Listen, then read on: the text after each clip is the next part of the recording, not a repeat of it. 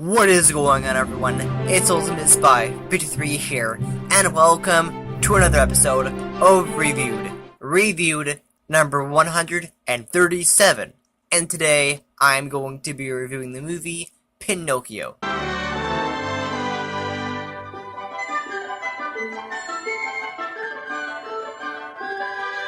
So what did I think of Pinocchio? Well, it was actually really good for its time, but I thought it sent a very bad message to kids because Disney is known for, their animated features, particularly young children, because this was, after all, Disney's second animated feature film after Snow White, because this movie came out about 3 years after Snow White came out, which was 1937, and this movie came out in 1940, so that was about 3 years, and it's a good movie. It's considered one of the greatest, and it's a masterpiece, honestly. It has some great animation, amazing score, and overall it has some great characters too. But I just had a lot of issues with the story because I think again, I think it's adapted from the original story, and even then I think it's like the idea of the story is just fucked up. I mean, at least in the middle of the story it's fucked up, but one thing I can take away from this movie, it's a really good movie. It's a classic Disney movie. It's one of the very first movies that ever came out from Disney's, and it's a classic, it's a masterpiece, and it's amazing. But one thing I can take away from this movie is that, well, for one thing, Geppetto is very smart. At the beginning of the movie, he finishes Pinocchio, and then he looks at the time, and it's obviously 9 o'clock, but he does not realize, like, what time is it? And I don't know, I just feel like Geppetto wasn't a very smart person. I mean, he's a beloved character, but I just feel like I don't know, he didn't really think straight a lot of the time. I just think he just, like, I don't know. It's like, one thing I noticed about the movie was that one scene where, like, he doesn't look at the clock, he just doesn't really seem to think a whole bunch about things, and like what time it is. But in general, I think he's a really important character, Geppetto. I think he's amazing. And as for Pinocchio himself, I liked him. I really liked him. He's a really good character. I mean, there's been different versions of Pinocchio that have been adapted into other, into live action stuff.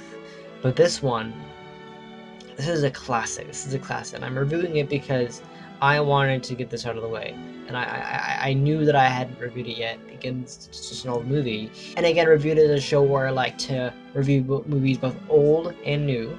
And this is obviously a very old movie. It's about 78 years old, so it's a bit old, but still well beloved, and a wonderful story. Just has a lot of, dark turns and all that stuff. But one thing about the movie, and I was kind of noticing this throughout the viewing of the movie, was when Pinocchio first goes to school, it would be weird. I mean, like, he doesn't go to school, he goes on his way to school, he stopped by Honest John, all that stuff, but, like, one thing about the movie that I kind of wasn't completely sure about was, even if Pinocchio went to school, the school would probably freak out because he is a talking, wooden puppet, so that would be really weird. And just in general, it just doesn't seem right. Like, he's just like, it's so weird. But also, because Pinocchio is just a puppet, he doesn't seem to listen to Jiminy Cricket a whole lot. Like, he just doesn't listen very much. Like, he tries to listen, but he's tricked into other things, and it's just the way it is, and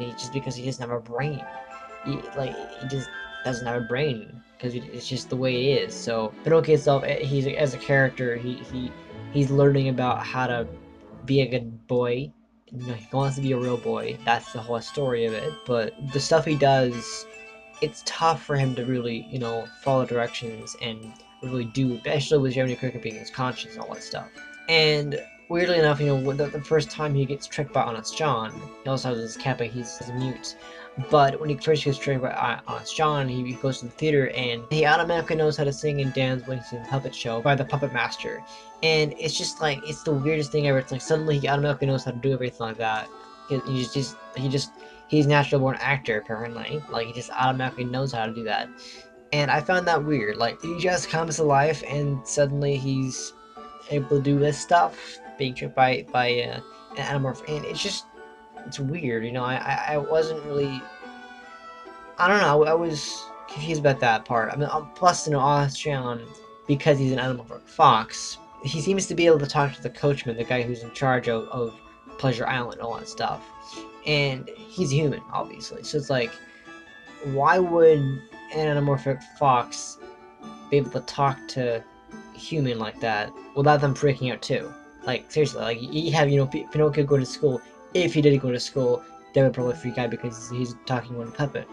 Anamorphic fox, like Honest John, how would he be able to not freak people out? Like, during that conversation where we hear about Pleasure Island for the first time, Honest John is talking to the coachman, and the coachman isn't freaking out. Like, normally that would be a thing, but I was just like, he's probably the only anamorphic character in the entire movie. I'm pretty sure. Yeah, he is.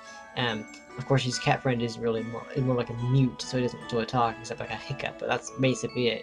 I just was really confused about that. I was just like, huh? I was just like, some parts of the movie I don't understand why it's a thing, because there's no context for it, and that's just the part of the movie that it had issues. Maybe it didn't have issues when it first came out, but when you see it from a standpoint, 78 years later, it's just like, what the hell? But also, the movie is dark. The film is dark. Everything Snow White was pretty freaking dark. This movie, every Disney movie has some kind of dark thing in it, and this movie is fucked up. From the coachman, saying, they don't return as boys, and he has this terrifying face, this terrifying smile, goes from just, normal face, and suddenly his face is turned red, and he's like, as boys, like he's saying, they don't return as boys, and he just has this terrifying smile. It's like, yeah, there are some tense moments in the movie. There are some, like, terrifying, like, oh my goodness, terrifying moments. And that leads the story of the movie to Pleasure Island. Now, this is one of the most fucked up places you could ever go. It was in the original story, and I haven't read the original story, but apparently it was like Toyland, where it's like naughty boys can go do anything they want, because the coachman he's collecting naughty boys, kids who aren't very disobedient in the school, to take them to this basically this amusement park called Pleasure Island, where they can do anything they want, and like drink beer, rough house, smoke tobacco, all that stuff, vandalize a house, all that stuff. And it's just like, that's the dark part about the movie, is like, it's, these naughty boys go to this place, but the fucked up part about it is the fact that there's a curse on the island, some kind of curse. I mean, the theory is that the cigars and the beer were spiked or something like that, where the food was spiked, and all the stuff was spiked, and suddenly they turn into donkeys. First of all, it sends a horrible message about this kind of, like, the drugs and alcohol and stuff, like, things that, obviously the island is for boys who misbehave, and they can do whatever they want. Like, they can drink underage, they can smoke, which is horrible. And I mean, obviously, most of the Disney movies that came out, years ago, they sent a pretty bad message. I mean, maybe not the ones that are coming out now. They're a bit better, but the ones that came out from the 40s on, God, they have a very bad message to send it to young kids.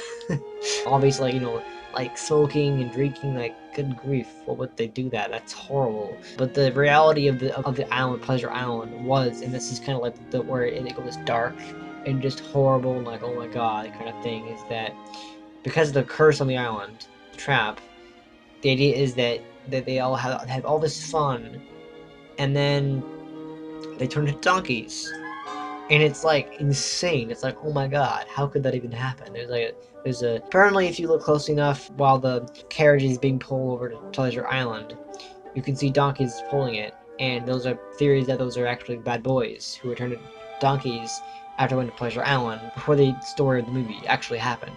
And it's sad. And then you come to all the kids have all this fun they want, do illegal stuff, and then when they've had all their fun, they slowly turn into donkeys. Starting with the ears and the tail, then the face, then the hoofs, then they start, becoming donkeys, and it's just sad. It's just like so sad. And then the sad part about it is, like, you see Jiminy Cricket looking at, trying to get out of Pleasure Island, and then because he's small, he can go through the door, and then he sees donkeys. He obviously wonders why.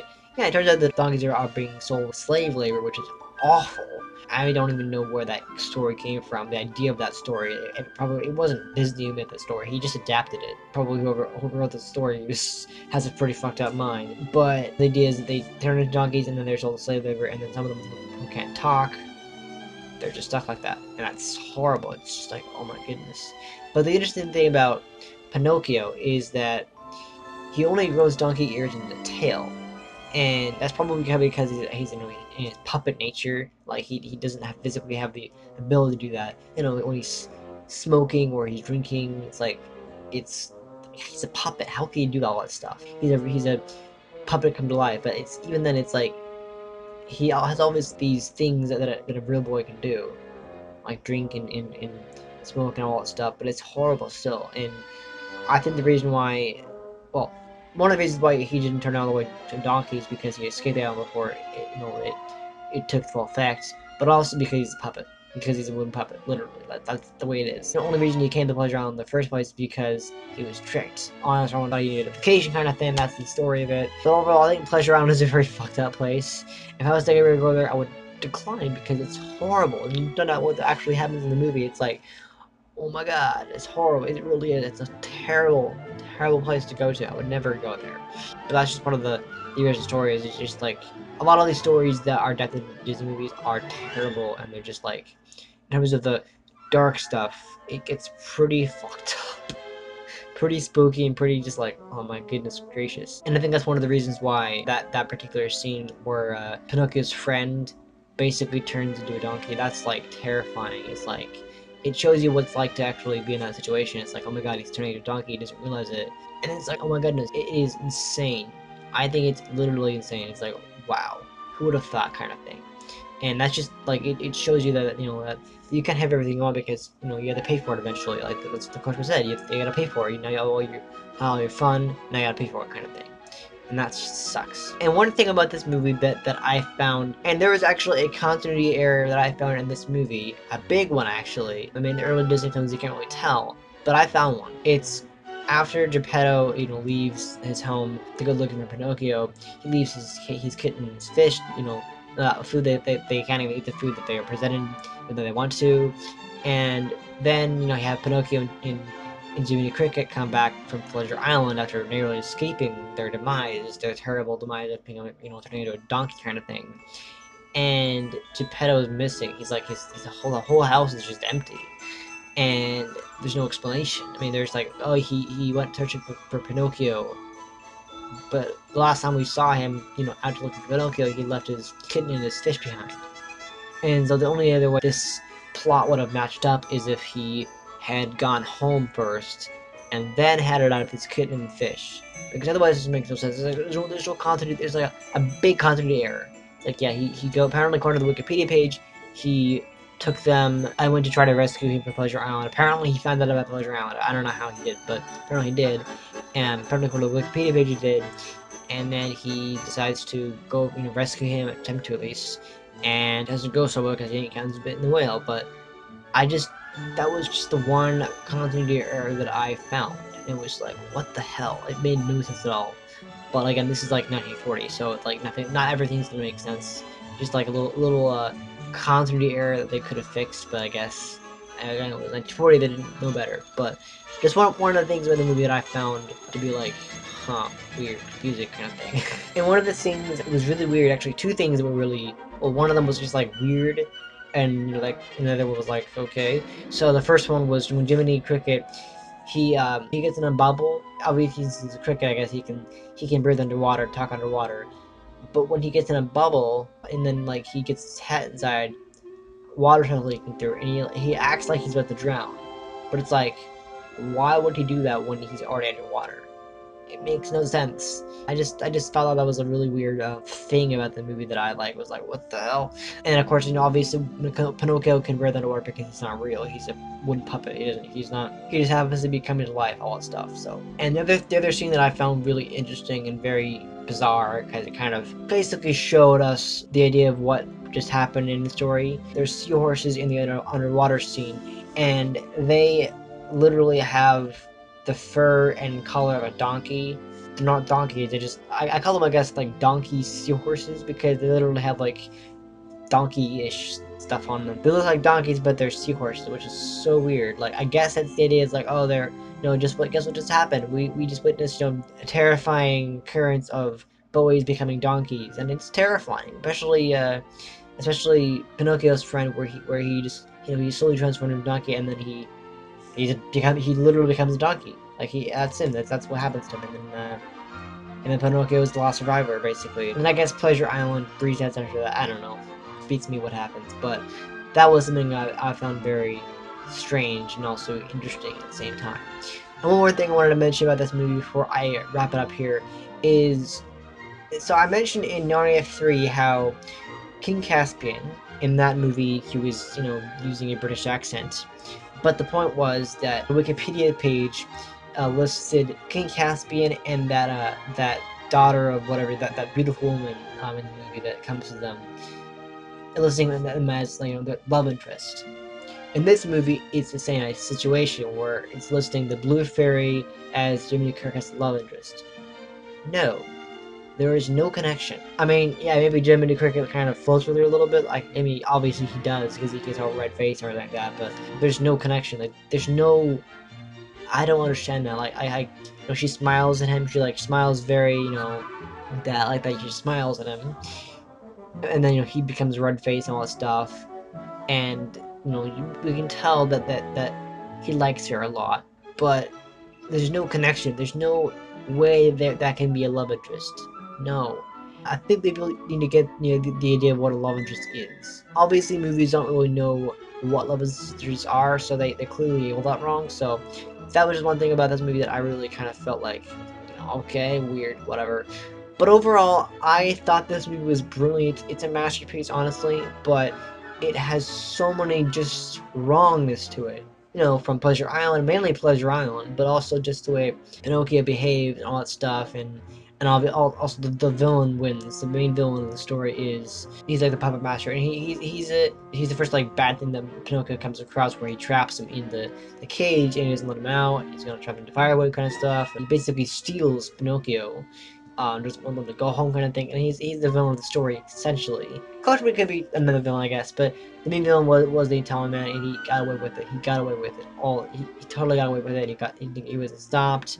So I guess and also the Coachman was technically like a secondary villain, and he wasn't stopped either. Like the ball didn't get in the way, and it was like whatever, let's just risk it kind of thing. And whenever I come to that part of the movie, the Pleasure Island scene, I'm always like, oh my god, this is it. This is the moment of the movie. This is where everything goes to shit, because it's terrifying. Having a young man turn into a donkey is just terrifying. It is. I mean, it would be even worse than live action, but thankfully it wasn't turned into a live action movie, so it makes it a good one anyway. And I think there were live action adaptations, but I haven't seen them. I don't know how good they are, so I'm gonna leave it at that. As for rating this movie, I'm gonna give it a 7 out of 10 because of the bad messages, because of all the terrible things that the movie tells you about, and all the things that the movie is sending you of a message. It's just like, it's so, ugh.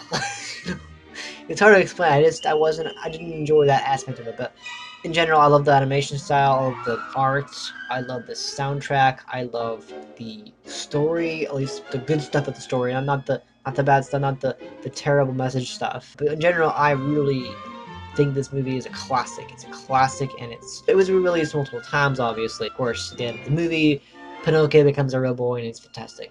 It's just great. He learns from a mistake. He learns not to translate animal for fox at all. It's just like, yeah.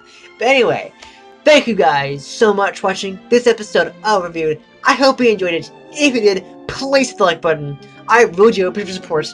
And if you're new to this channel, subscribe for more episodes of this series and of this series that I do, as well as other great content. And I'll be back next time with another episode. Alright? See ya.